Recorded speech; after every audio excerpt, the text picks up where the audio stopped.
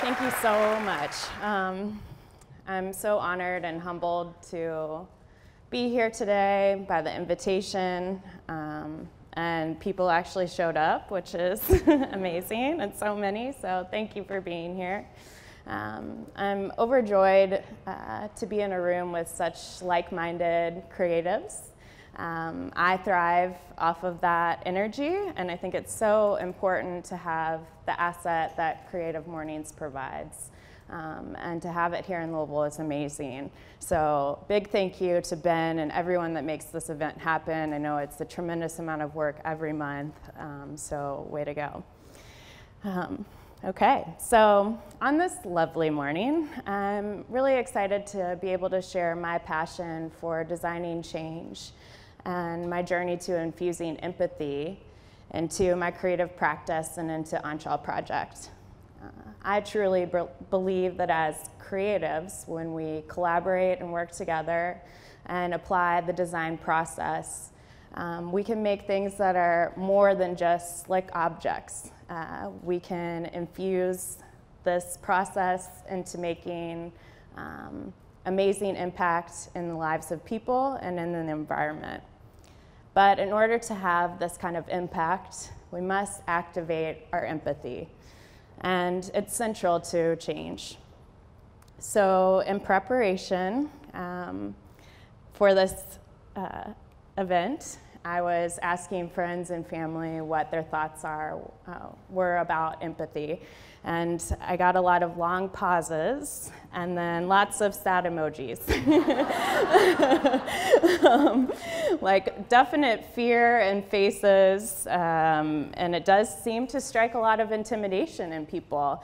But I want to share that empathy does not, it's not about tears and being exactly or matching someone's feelings. So I sent back in reply, it's about supporting each other. So at the core, empathy is a choice. It's a choice to connect with someone, with yourself, by thinking about yourself and then also knowing how someone else feels. So to do this effectively, it takes a lot of perspective, and that can be uncomfortable. Removing judgment, consciously listening, which is challenging, and then communicating your thoughts in a supportive way. So my journey to understanding empathy has been a long one. I don't think anyone, you're born with a certain amount of empathy, but it builds and over time. So my journey was not smooth by any means, more like a roller coaster, and a bumpy wooden one at that. I don't know if anyone's rode the Beast at Kings Island, but it definitely was one of these. So much of this was discovered when I was founding Anshal Project, and most people reference starting up a business like riding a roller coaster, so why not? Plus, I'm a big fan of roller coasters and played Roller Coaster Tycoon, which is super dorky, but that game was amazing. So much of this was really instilled upon me at an early age. You can't really talk about empathy without your journey from the start. So before I got to ride the roller coaster, I had two interests. I was always really creative, making a lot of stuff, very supported in that, and I enjoyed that part of myself, but also my understanding of empathy was much more like Sesame Street at that point.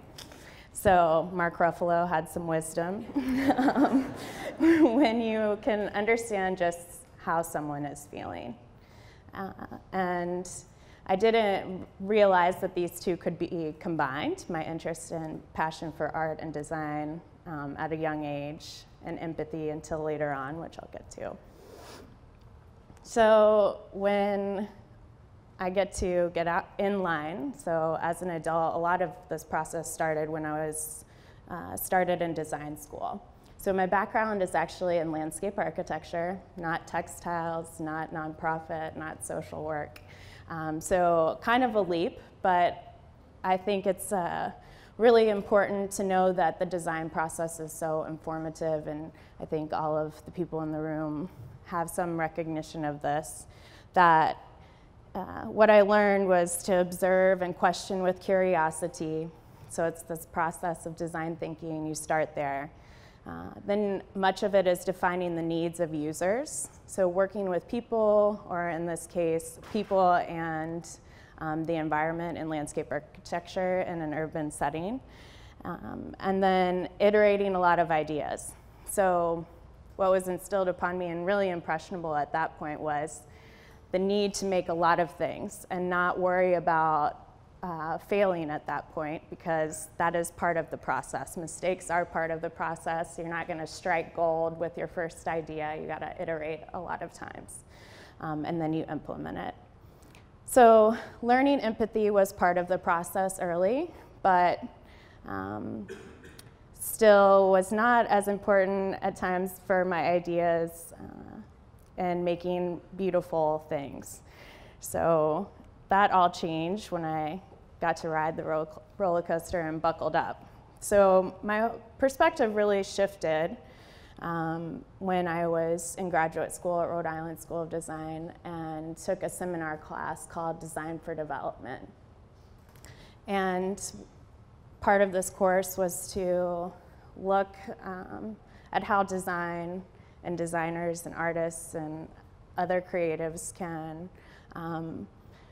support their innovation to big problems. So I took a trip to India as part of this class in Kolkata, and I had traveled a bunch, but India is a whole nother world, and how amazing and chaotic, it just thrilled me, the amount of chaos and the challenge. So I very much enjoyed learning about the culture, but I also had an amazing opportunity to meet incredible women that were a part of an organization called New Light. So we met with a local NGO. And I started to learn about stories of forced prostitution and these women sharing such a difficult journey. And yet here they are smiling and interacting with me and sharing really difficult moments. That changed me. And I knew that at that point, I became a global citizen. You know, why India? That's always the question that I get. Why not India? We're all humans, and it's important to work together to fight for each other, fight for each other's human rights. So, okay, so I took this class, fine, you know. We put together a project. I'm like, okay, let's start something, you know. So we came back to Providence, and the other co-founders and I, and it started out very humbly. We sold notebooks and note cards, sold and generated $400, and I'm like, let's start a business. So courageous, maybe. Definitely naive and idealistic, but I think it takes that amount of energy and thought process to not realize what you're getting into to be able to start something like this. And so at this point, I'm 24, no understanding of a business plan or business in general. So in true design fashion, we just took action. We sold these notebooks, we got the money, we sent it to India, and got the project going.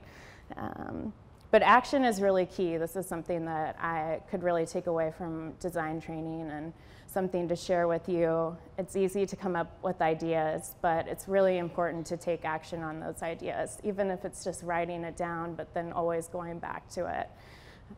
So at that point, we started training our first group of women 5 years ago. Started very small with a group, and now we're working with over 100. So in this process, I was still in school and at the top of taking this plunge.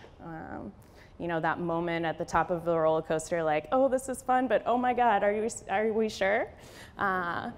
So at that point, I was starting to second guess what I had gotten myself into. The understanding of the needs for an organization like this started to terrify me a bit, and I'm like, oh, maybe I should hop off. But it was a little too late, and here we go. But I did, you know, I was interviewing in New York, and there was something that just told me inside to stick with it. It was something bigger than myself, and I was reminded of the stories that that I had heard in India, and also just the women in my mind. So here we go. Now the journey is not smooth, and especially early on, you're not getting many wins.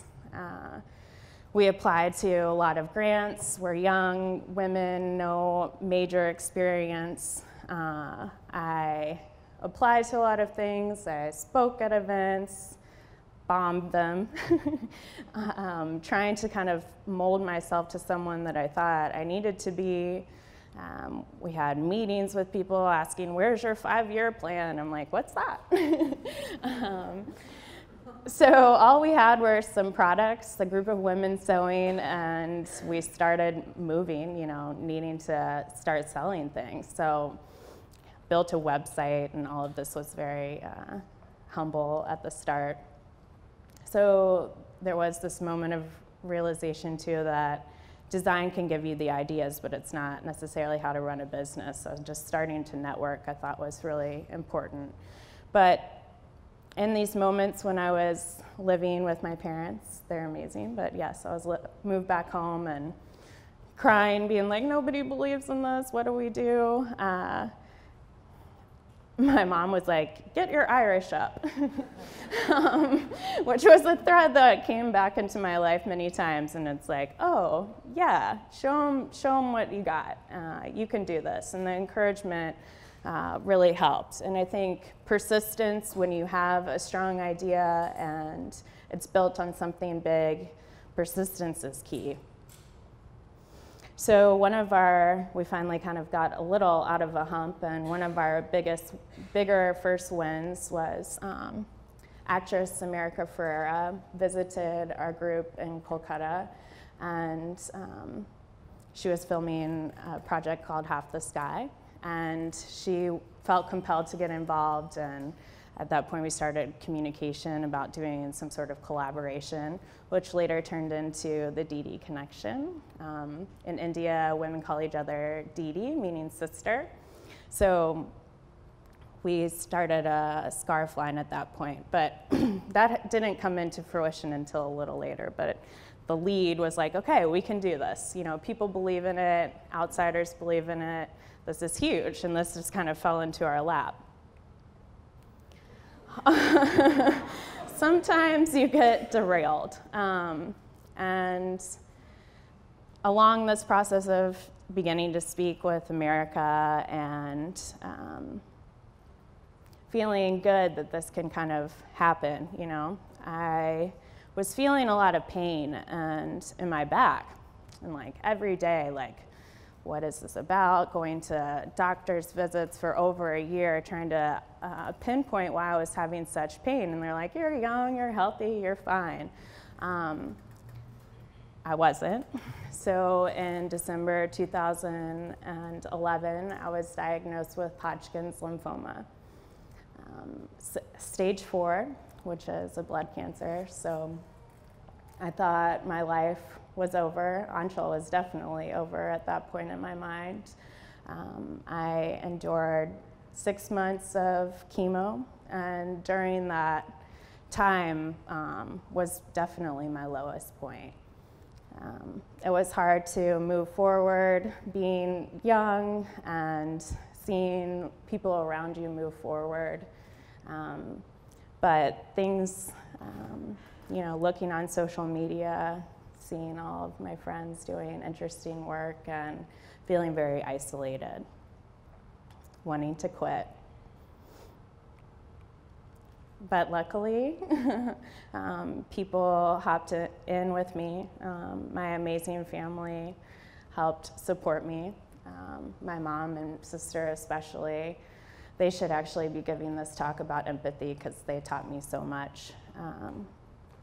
They saved my life, were my caregivers, and helped me not only heal, but also how to move forward with Anshal Project. I learned the most kind of in these lowest moments on persistence. And I was reminded of, though my journey is difficult right now, other women are enduring much more. They endure daily rape, abuse, and yet they still continue. I can too. And I felt compelled that I needed to fight for them in that moment and continue this journey. So back on the train or roller coaster, 3 years later, I'm in remission. So thank you. With perspective now, I don't generally share this with too many people, but feeling like it was necessary. To how empathy, it has given me much more perspective on pain, having endured that for myself and being able to relate with others now.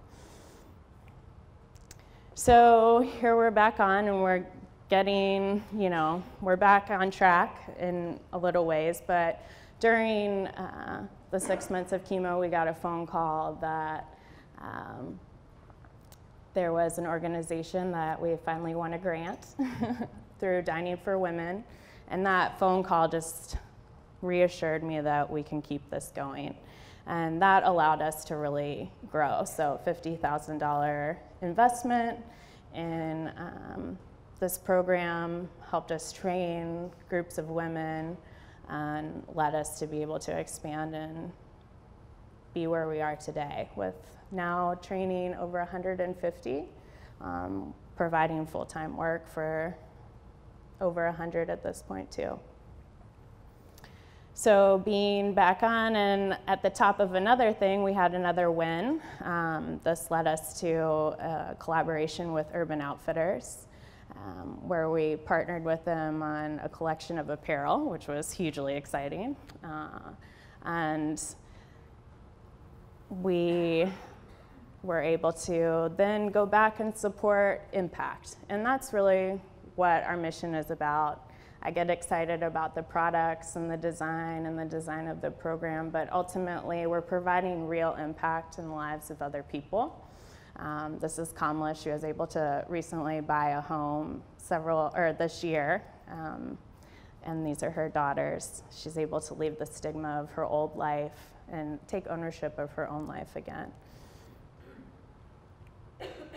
And another more interesting project too, where we've always wanted to be global, and we were awarded a grant, and through a competition, Lots of Possibilities. So we're implementing our first initiative here in the States, in Louisville, in West Louisville, called Dyscape. So we're starting a pilot growing flowers for natural dyeing. So what's exciting now is I'm not alone on this roller coaster anymore, which is much more fun and keeps us going. We're not done. The process, the design process keeps going. And what I didn't learn, I think, in school as much is the evaluation part and measuring impact. It's so important to kind of continue the cycle of design and understand that there's always more things that you can do to embed better impact. So how Anshal embeds empathy into much of our work, since we have a background in design, we feel very strongly that we need to teach these capabilities to people that we work with. So this is a simple exercise of teaching to paint by number. These women never had an art class or a creative outlet. They didn't even know how to hold a paintbrush, actually, so we're like teaching them to dip it in. But we want them to be able to make this conscious decisions themselves and give more skills and tools. Jobs are hugely important in order to compete with the sex trade. We're providing full-time work. I think it's important to also consider the environment. The textile industry is a huge issue and polluter of the environment in our world. So we don't want to do more harm. All of our pieces are made of vintage recycled saris. More recently, we've been over-dyeing stuff, which you can check out today. But keeping conscious about that as well, having empathy for the environment. So today I want to, you don't need to go to India and start up an organization to be able to practice this in everyday life. So I want to just share a couple tips and lessons that I learned along the way. But ultimately, number one, keep your process human-centered. So remember empathy, remove judgment and prior assumptions, and truly listen. It's easy to have conversations with things that you're already considering ahead of time. I still have to battle that too. I already think I have a solution until, really listening to people and using empathy. Number two is to take action. We started what we are doing with $400. Yes, we've made a lot of mistakes. Going back, I would change, several, but it also informed a lot of what we are doing now.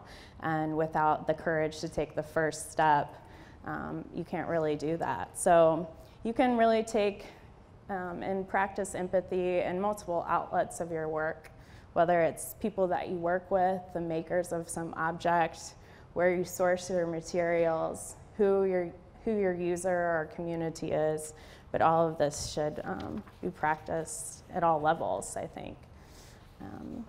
So thirdly, don't be afraid to fail. Making mistakes are good and part of the process. Four is to be persistent. I learned so much in low points of my journey and my roller coaster, and just kept moving, sometimes very slowly, but did. And five is to be empathetic in your everyday consumption. I think we have such great purchasing power, and it's becoming more readily available. The local food movement is a great example, but the next kind of movement in my mind is where you're sourcing your clothing, accessories.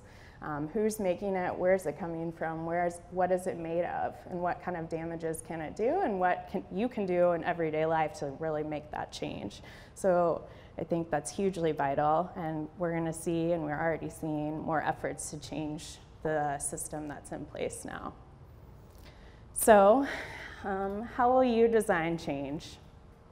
Imagine if everyone in this room collaborated and worked together, 300 people, over 300 people, and took just simple steps to combine their passion, their creativity, with doing something good using empathy.